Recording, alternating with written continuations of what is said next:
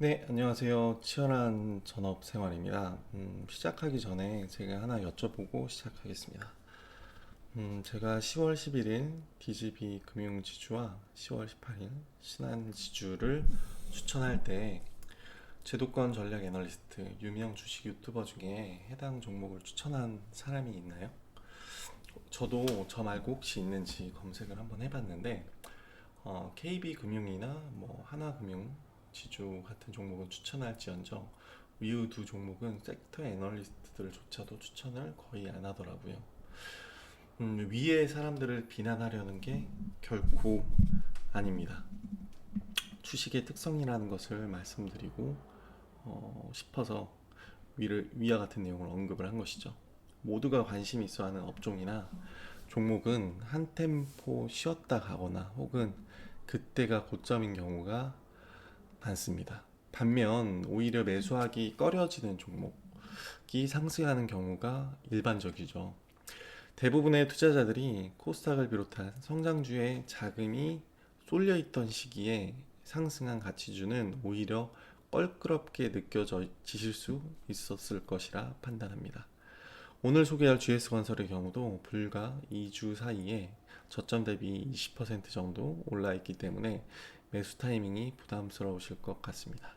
하지만 모든 대시세를 내는 종목들의 처음은 20%의 상승 단계를 밟을 수밖에 없습니다. 그리고 제목처럼 건설주는 한 번 갈 때 크게 갑니다. 수주 업종이라는 게 원래 그렇습니다. 그러면 GS건설 시작하겠습니다. 제가 몇 주 전 서울과 지방 부동산이 여전히 좋을 것 같다라는 내용의 영상을 올린 적이 있습니다. 그런데 제목이 조금 이상하죠? 서울이 좋다는 건 뭐 다들 아는 사실인데 지방 부동산은 떨어지고 있는 추세 아닌가요? 라고 반문할 수 있습니다. 하지만 실상은 완전히 다릅니다. 이미 가격의 변곡점을 지나서 본격 상승 기간으로 돌입하고 있는 중이죠. 수도권 부동산도 나에겐 남 얘기처럼 느껴지는데 지방 부동산 이야기는 더욱 필요 없다라고 느껴지시나요? 그렇게 생각하고 계시다면 결코 안 됩니다. 부동산 사이클이라는 게 한 번 방향성을 잡으면 좋게 몇 년은 가고 우리나라에서는 부동산이 차지하는 내수 비율이 워낙에나 크기 때문입니다. 우리가 지방 부동산은 직접 매수하지 못할지언정 수혜가 예상되는 기업이라도 적극적으로 공략해야 되지 않을까요? 그러면 여러분들은 서울 부동산이 상승할 때는 왜 건설주가 오르지 않았느냐라고 반문이 가능합니다. 그런데 부동산에 조금이라도 관심이 있으신 분들이라면 서울 부동산의 상승 논리의 한 축이 공급 부족이었다는 것을 아실 것이라 판단합니다. 현 정부 이후 강력한 재건축, 재개발 억제 정책으로 인허가 건수가 큰 폭으로 줄어들었죠. 그러니 건설주 투자자들의 서울 부동산 폭등이 건설사 수익으로 이어지리라는 생각은 언감생심이었을 것입니다. 그런데 지방 부동산은 완전히 다른 영역이에요. 재개발과 재건축 에서 수도권보다는 훨씬 더 정책적으로 완화적이기 때문에 건설사 수익에 매우 도움이 됩니다. 이뿐 아니라 현 정부는 지방 경제 활성화를 장기 경제 정책 방향으로 꾸준히 추진 중이죠. 또한 과도하게 집중되어 있는 수도권 부동산 수요를 분산시키기 위해서도 지방 부동산의 키 맞추기는 어느 정도 필요하다는 생각이 깔려 있을 것입니다. 즉, 당분간 지방 부동산 가격 상승을 용인할 가능성이 높습니다. 이런 상황에서 GS건설이라는 녀석을 볼 필요가 있습니다. 보통 대형 건설사라 함은 주택 수주 잔고와 해외 수주 잔고가 절반씩 가져가는 경우가 일반적인데 GS건설의 경우 주택 수주 잔고가 34조 원에 해외 잔고는 12조 원에 불과하고 2015년 플랜트 전력 매출 비중이 55%였다면 2011년에는 20% 미만으로 줄어들 것이라 예상이 되고 있습니다. 수익성은 더욱 빛납니다. 금년 3분기 누적 실적 기준으로 사업 부문별 매출 총이익률은 건축 주택 20.3%, 플랜트가 마이너스 4.6%입니다. 자이라는 독보적인 범용 주택 브랜드가 있다 보니까 이익률이 정말 좋죠. 여러분도 느끼시겠지만 아직까지 우리나라에는 건설사 브랜드가 분양가에 미치는 영향이 절대적입니다.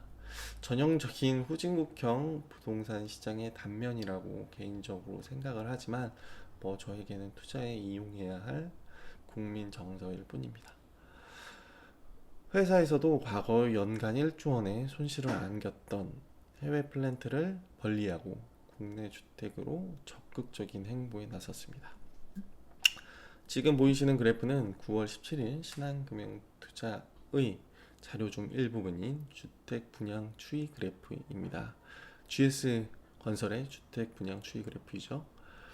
불과 한 달 전이었습니다. 그런데 막상 1주 전에 GS건설 실적 발표를 할 때 3분기 실적을 열어보니까 실제 분양 물량이 예상치보다 4,000호 더 많은 2.5만 호가 이루어졌고 올해 말까지 2.9만 호를 목표로 한다라고 회사에서 발표를 합니다. 안 그래도 주택 잘하기로 유명한 회사였는데 지방 부동산까지 덩달아 살아나니까 정말 물 만나 물고기 같이 느껴집니다.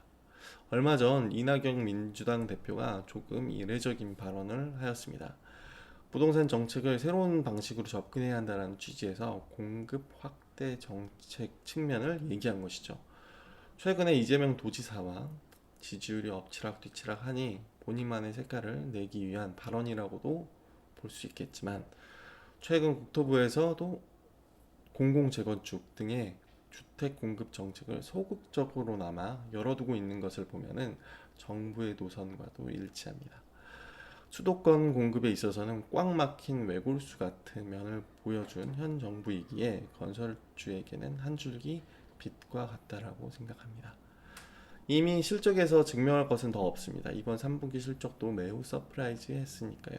문제는 밸류에이션이죠.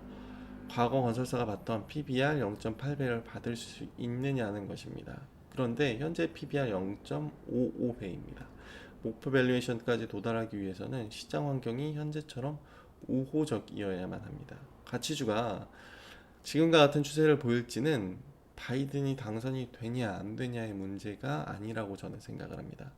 핵심은 항상 금리입니다. 현재 미국의 경우 추가 부양책 이후 더 이상의 통화 완화적 정책은 없지 않겠느냐라는 쪽으로 의견이 모아지고 있습니다.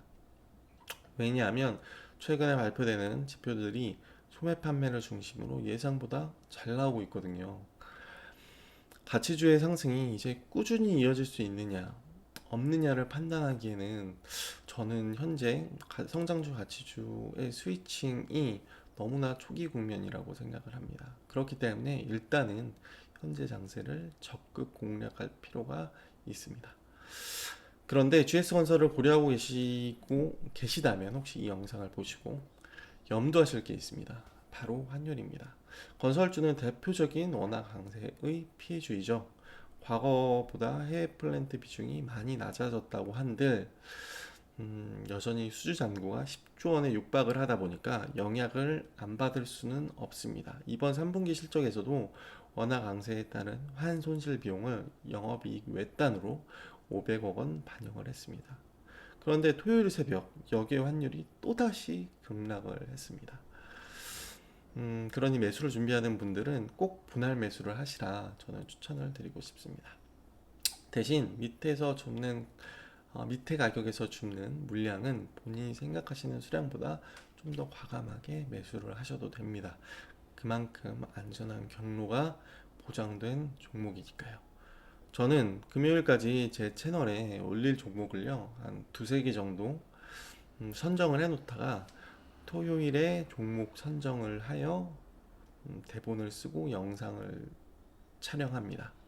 토요일 새벽에 미국 시장까지 보고 추천드릴 종목을 결정한다라는 얘기죠. 반면 앞으로 추천드릴 종목이 없다라면 없다라고 말씀드릴 예정입니다. 세상에 좋은 기업은 있을지언정 엄밀히 말하자면 세상에 좋은 주식이란 없다라고 저는 생각을 합니다. 주식의 핵심은 타이밍이기 때문입니다. 오늘도 시청해 주셔서 감사합니다.